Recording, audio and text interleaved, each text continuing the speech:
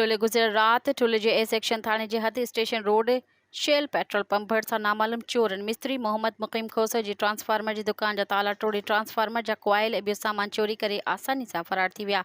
चोरी ऐं वधंदड़ बदअमनी ख़िलाफ़ दुकानदारनि मोहम्मद मुक़ीम खोसो, सलीम खोसो, पठान खोसो, सनाउल्ला शाह, मुज़म्मिल यासीन खोसो ऐं ॿियनि पंहिंजा कारोबार बंदि करे मुज़ाहिरो करे पुलिस इंतिज़ामिया ख़िलाफ़ सख़्त नारेबाज़ी कंदड़ स्टेशन रोड ते पहुची टायरनि खे बाहियूं ॾेई धरणो हंयो वियो, जंहिं सबबि ईंदड़ ऐं वेंदड़ ट्रैफ़िक मुअतल थी वई।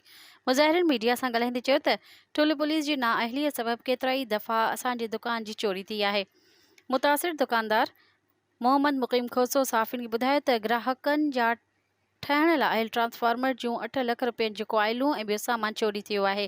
हुन चयो त मां मिस्किन पोरियत आहियां, चोरी थियल सामान जे भरण जी ताक़त न आहे जो ग्राहकनि खे भरे ॾिया। मुज़ाहिरीन DIG लाड़काणो SSP जकमाबाद सैयद आमिर अब्बास खां मुतालबो कयो आहे त चोरी थियल सामान वापसि कराए नाअहल पुलिस अमलदारनि खे हटाए ॾोहारियुनि खे गिरफ़्तार करे ठुले में अमन अमान जी सूरतहाल बहाल कई वञे। मज़ीद ख़बरनि ऐं तफ़सीलात लाइ विज़िट कयो असांजी वेबसाइट www.awamiNewsHD.com ऐं ॾिसंदा रहो अवामी न्यूज़ HD।